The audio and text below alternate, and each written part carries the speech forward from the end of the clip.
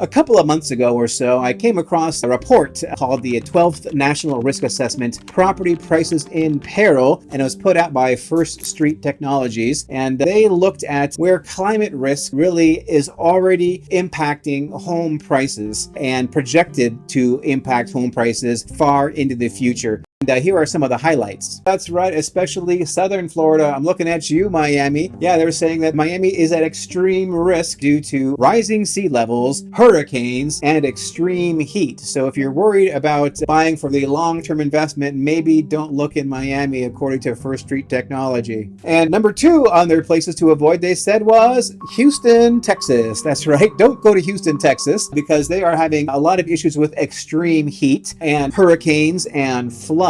So definitely maybe not move to Houston, Texas at the very least. And can you guess the third most risky place from a climate perspective? Why, that would be right here in California, in Southern California. I'm looking at you, Los Angeles and San Diego and Orange County. Yeah, they say that the Southern California area is at extreme risk from wildfire, who would have thought, drought, and increasing insurance premiums will all work together to drive down property prices in Southern California. So make a note of that. And the fourth most risky place to move to, it's New Orleans. Yeah, I've never been to New Orleans. I really want to go. Hopefully I will go before it gets wiped off the map, because it says that New Orleans is a very risky place from, of course, hurricanes and sea level rise. And they don't mention it, but I do believe it is very, very hot there, and that insurance costs, I'm sure, are going to be a challenge in the New Orleans area pretty much till the rest of time. And rounding out our list of places not to move to, 2 more of them are in California actually as well. That would be Sacramento, and then they say the Central Valley. And obviously this is due to drought and fire and rising temperatures, rising insurance costs. But one thing is that they are saying, which is pretty eye-opening to me, is they're saying that by 2055 that Fresno will have decreased in population by nearly 50%. That's 30 years from now, not very long from now. So yeah, just something to consider. I do think it is really important to think about the climate of the place that you're going to move to, because again, that is one of the things that we really treasure and hold dear here in California, is our world famous mild climate. So when you're looking at places to move to, I think that someplace that has a good climate now and should have a good climate in the future is very, very important. So why don't you take a look at this image I have here. I got this from Compass.